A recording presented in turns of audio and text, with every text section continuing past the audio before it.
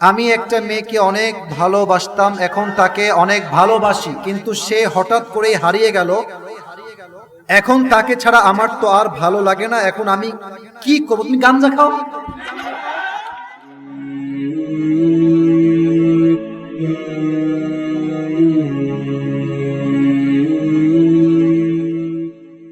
আচ্ছা, আমি জাস্ট দুই একটি পড়া ট্রাই করছি, কারণ সবগুলো পড়ার মতো যোগ্য আমি মনে করছি না এই মুহূর্তে। যুবক ছেলেপেলে খুবই চালাক, খালি ছ্যাঁকা খাওয়া নিয়ে প্রশ্ন করে। তবে হ্যাঁ, আমি কথাগুলো কনস্ট্রাক্টিভ, হাসবো না। হাসির খোরাক নেওয়ার জন্য নয়, জীবন পরিবর্তন করতে আমরা মাহফিলে এসেছি যুবক ভাইরা, ঠিক আছে কিনা বলো? আচ্ছা, একজন লিখেছে, প্রিয় শায়েখ, আমি কোন শায়েখ না, আমাকে শায়েখ বলবেন না, আমাকে আসিফ ভাই বললেই আমাকে ইনশাআল্লাহ। আমি বিয়ে করতে চাই, কিন্তু আমি এই কথা আমার বাবা মাকে বলতে পারছি না। এখন আমার কি করা উচিত? আমি সিয়ামের বাপ কোথি গো? সিয়ামের বয়স হয়ে গেছে, বিয়ে দিয়ে দেন, ঠিক আছে কিনা বলেন? আচ্ছা, আমি খুবই ঠান্ডা মাথায় কিছু কথা বলছি। তোমার বাপকে তুমি কেমনে বুঝাবা তুমি বিয়ে করতে চাও?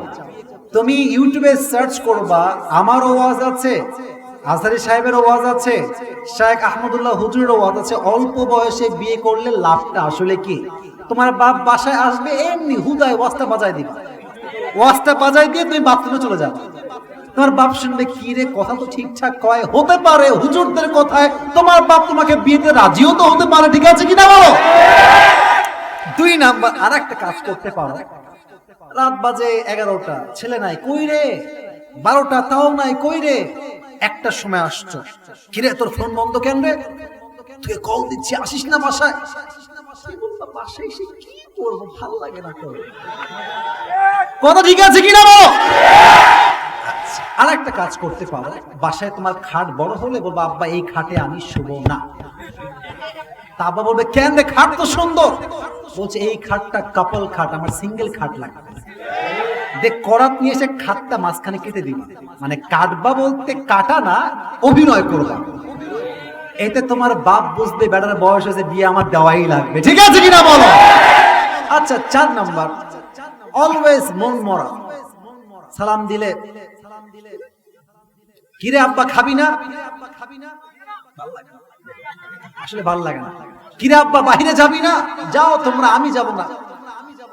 শেষমেশ বাপ বলবে, তুই খাবি না কেন, তুই যাবি না কেন, তুই হাসিস না কেন? বলছে, আব্বা আমি যে হাসবো, হাসির তো একটা কারণ লাগবে, আসল কারণটা তো আমার জীবনে নাই। আচ্ছা, আরো যদি কাজ না হয়, তোমার একটা ভালো চাকরি আসছে, চাকরি তোমার করা দরকার, পড়াশোনা তোমার করা দরকার, বাট তোমার পড়ায় মনোযোগ নাই, চাকরি নাই, ব্যবসায় মন নাই। কি রে, তুই ব্যবসা করবি না? কে, তুই কি পড়াশোনা করবি না? বলবো, আব্বা একখান ঘাড়ে চাপাই দাও, আমি এমনি পড়াশোনা করবো, ঠিক আছে কিনা বলো? মানে প্রত্যেকটা ধাপে ধাপে ধাপে বুঝাবা, আব্বা আমার জীবন বাঁচাইতে হইলে আমারে জোর করে হলো একটা বিয়ে আপনি দিয়ে দেন। আর বিশ্বাস করেন, বিয়ে হয়ে গেলে যুবকদের দায়িত্ব বেড়ে যায়, একটা অলস যুবকও কর্মঠ যুবক হয়ে যায়। আর বিয়ের পরে যুবকদের ম্যাচুরিটি বেড়ে যায়। আর যারা বিয়ের পরে বাস খায়, বইয়ের থেকে ধরা খেয়ে, ওদের হাড় গন্ডি সব সোজা হয়ে যায়, ওদের জীবনটাই সফল হয়ে যায়, ঠিক আছে কিনা বলো? তো আমার আব্বাজান, যারা আমার কথাগুলো শুনছেন, আপনার ছেলের বয়স 18 হলে, 19 হলে ওই আইন টাইন বাদ দেন। বয়স হয়ে গেলে আইন বাদ। আরে আমার ছেলেরা করলে আইন দিয়ে নয়, আমি আল্লাহ ধরা খাবো যুবক ভাইরা, ঠিক আছে কিনা বলো? বয়স হয়ে গিয়েছে, সোজা বাপ মাকে বুঝাবা, বাপ মা বিয়ে দিলে না দিবে, তোমাকে প্রতিবাদ করে হলো বিয়ে করতেই হবে, ঠিক কিনা বলো? চলছে নভেম্বর, আসছে ডিসেম্বর, আসছে শীতকাল, স্লোগান হবে একটা, এই শীতকালে কম্বল নয়, ল্যাপ নয়, এই শীতকালে সিঙ্গেলদের বইয়ের দরকার।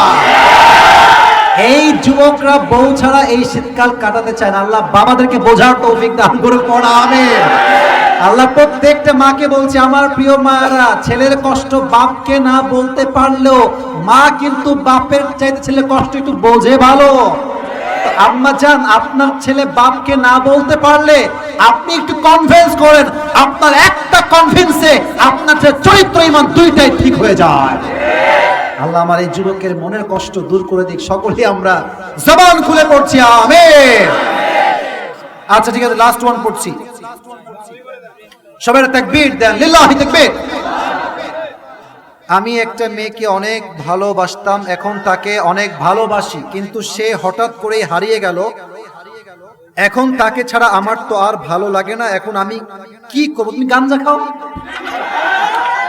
আজীব কথা, চলে গেছে, যাইতে দাও। ও তোমার যোগ্যই তো ছিল না যুবক ভাইরা। যে ছেড়ে যায়, স্পষ্ট কথা, সে আমার যোগ্য নয়।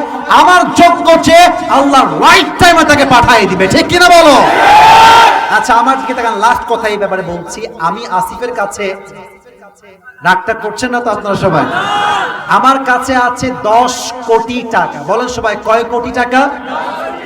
আচ্ছা, এখন আমি আমার ভালোবাসার মানুষকে প্রত্যেক দিন দেই 10,000 টাকা। বলেন সবাই, কয় হাজার টাকা? তো একদিন সেই মানুষটা হারিয়ে গেল। মাথায় রাখবেন, দেনেওয়ালা আমি, লেনেওয়ালা হচ্ছে সে। তো সে যদি হারিয়ে যায়, লসটা কি আমার না লসটা তার? বুঝি নাই, লসটা আমার না লসটা তার? আরে বেটা, ভালোবাসতা তুমি একটা মেয়েরে, হারাম ভাবে সে চলে গেছে, বাট ভালোবাসা তো চলে যায় নাই, ভালোবাসা তো অন্তরে এখনো জমা আছে। এই ভালোবাসা এখান থেকে নিয়ে সোজা তোমার বউকে ট্রান্সফার করে দাও, এটা তোমার জীবন সুন্দর হয়ে যাবে। এক বেটি বাটপার হইলে সব বেটি তো আর বাটপার হয় না। এক মেয়ে বেঈমান হলে সব মেয়ে তো আর বেঈমান হয় না, ঠিক কিনা বলো? যেই বেঈমান তোমাকে ছেড়ে গেছে, ওকে প্রমাণ করবা বিয়ে করে। তুই গেলেও কি না গেলেও কি, আমি কোনো পরোয়াই তো করি না যুবক ভাইরা, ঠিক আছে কিনা বলো? আল্লাহ প্রত্যেকটা যুবককে স্ট্রংলি ঈমানের সঙ্গে বাঁচার তৌফিক দান করুক। সকলেই মন খুলে পড়ছি আমিন। এবার সবাই দুরূদ শরীফ পড়ুন। আল্লাহুম্মা সাল্লি আলা মুহাম্মাদ ওয়া আলা আলি মুহাম্মাদ কামা সাল্লাইতা আলা ইব্রাহিম।